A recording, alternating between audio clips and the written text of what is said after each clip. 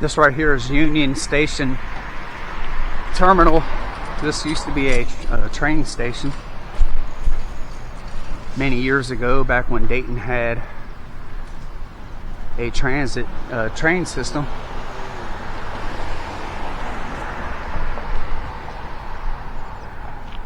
I do believe it closed sometime in the 70s.